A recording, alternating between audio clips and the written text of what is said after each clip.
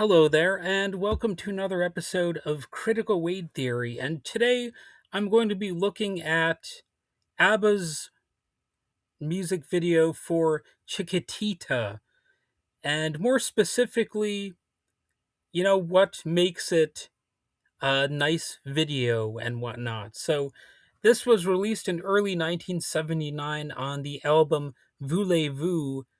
Chiquitita stands out in ABBA's catalog because it's not really disco, it's not flashy, it's just a gentle song. It's sort of reassuring, and the video matches that tone almost perfectly. Now, I'm going to be honest with you, I'm not the hugest ABBA fan or anything. Like, I'm not a super fan, right? I'm not going to give you that false idea that I listen to ABBA all the time or whatever. But I did like this song. I wanted to check out some ABBA. And what makes this simple performance clip so lasting is that it was bigger than just being a hit song or whatever. When Chiquitita came out in 1979, ABBA were at their global peak. Don't get me wrong, it was definitely a hit song. They were known for polished production, smart pop, craftsmanship, and carefully constructed harmonies and all that. But this song had an added dimension, which really does kind of boost its legacy. That same year, ABBA performed it at the Music for UNICEF concert, and the group donated royalties from the song to UNICEF, so they turned a pop single into something more lasting. It's a charity song, so it makes it a better song pretty much instantly. UNICEF later described the song as a beacon of hope, helping protect helping to protect vulnerable children around the world. And I just pronounced protect in a weird way, like said protect. That's I don't know, whatever. But anyway, that charitable connection gave Chiquitita emotional weight beyond mere radio airplay. It wasn't just a ballad because of that. It became associated with caring and supporting people and with solidarity. And that theme of comfort really shows up visually in the music video.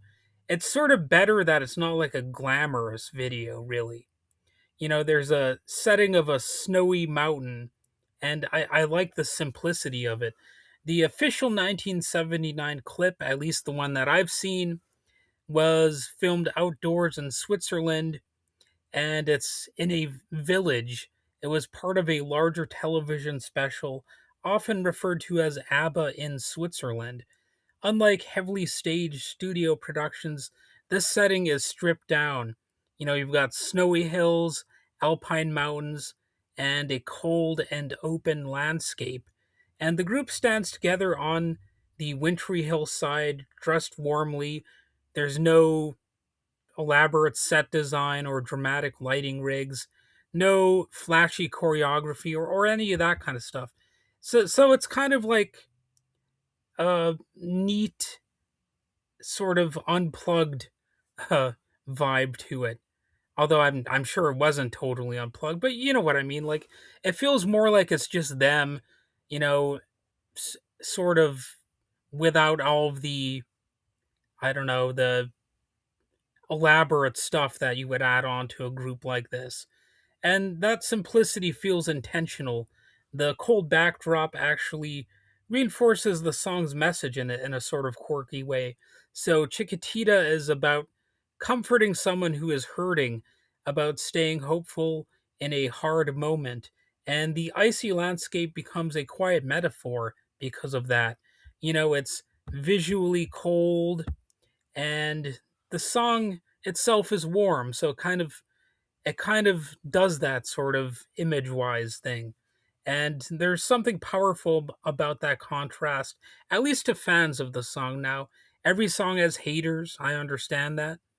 And there are some people who are just bound to hate anything, but I think this song is a little bit more likable because of how it's presented in this music video. So I think the vibe is pretty good. So what really carries the video are the faces, of course. The camera stays close to Agnetha Faltskog. I hope I'm pronouncing it correctly. And then you've got Annie Frid Lingstad, and they deliver the vocals. There's I don't think there's much dancing here. I don't notice flashy edits or costume changes or anything like that. Instead, we just get their expressions, which are like subtle smiles. There's a bit of a slightly somber look, but a sense of calm focus. Maybe they're a little bit somber in tone because they are out in wintry weather. I don't know. I mean, I guess there's sort of a myth that people who live in these cold places always like love it, like they're in love with the winter all the time or whatever. But it's not necessarily the case that we love everything about it. I guess some of us do, but really, when it comes down to it, it's just something you put up with, and you try to make the best of it. Like, speaking personally, I like to go sledding in the winter time, and when it comes to ABBA, I guess they like to maybe shoot music videos out in the wintry weather. And if you look closely, you can see the wind pushing at their hair and their clothing. And at one point, it almost seems like Frida is slightly annoyed by the wind that's whipping her hair around. But she keeps smiling because, that's what you're supposed to do and all that. And it gives the performance an almost forced happy edge for a second.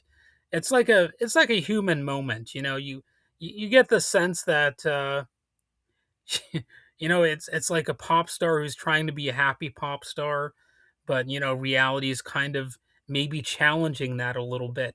So I could see a person maybe actually twisting that around into a reason to critique the music video and the song, but it kind of depends on how you look at it. I see it as something relatable, and the imperfection makes it feel more real, I would say. And ABBA were famous for their studio precision.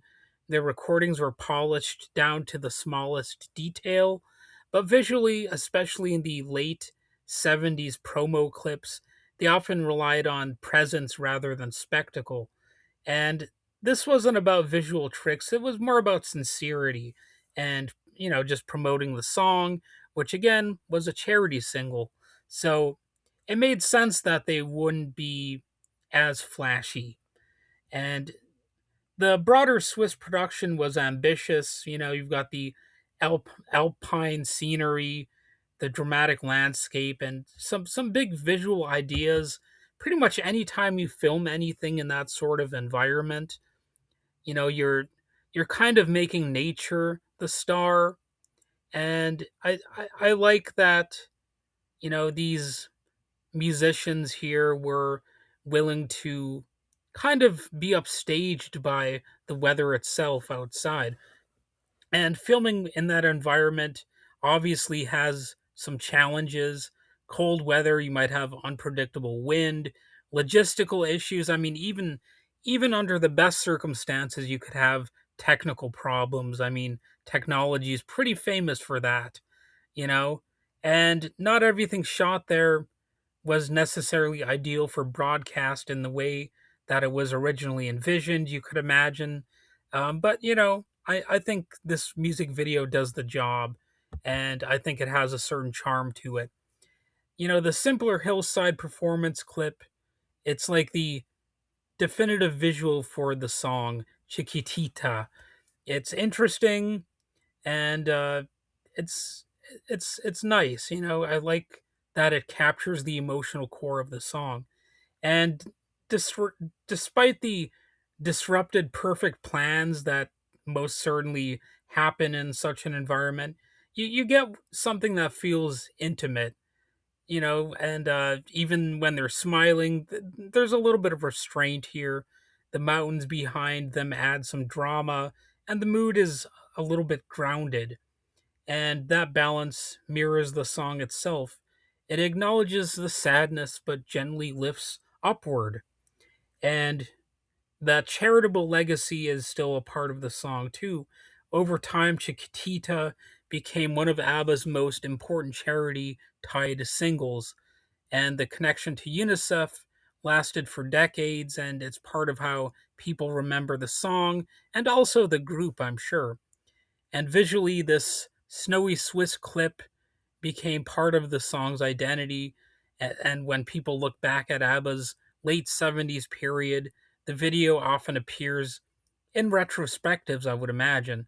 It's not like I sit around watching a bunch of ABBA retrospectives all day, but from what I understand, that this clip has been, seen in other formats. I mean, I watched it on YouTube, but I could imagine it appearing elsewhere.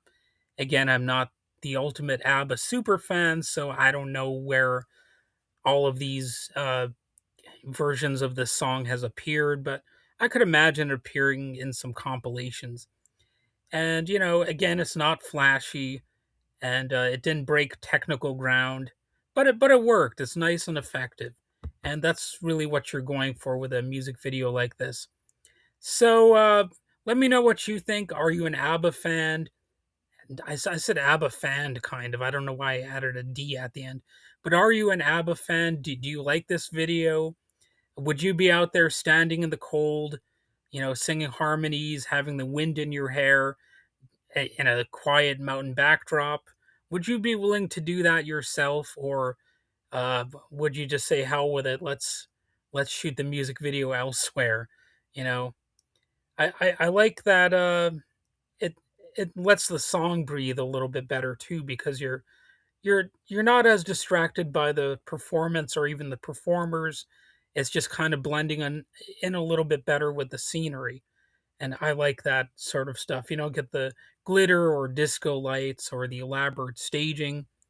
And I could imagine becoming a bit of a bigger fan of ABBA based on this sort of music video. Well, anyway, wow, I've said enough about this one little music video. So thanks for listening, and feel free to like and subscribe. Share the episode if you are so inclined. Let me know what your thoughts are on whatever whatever you want. Did I get details wrong? It seems like I'm always getting at least a few things wrong, and boy, do people ever let you know about it. So anyway, have a good one. That's about it.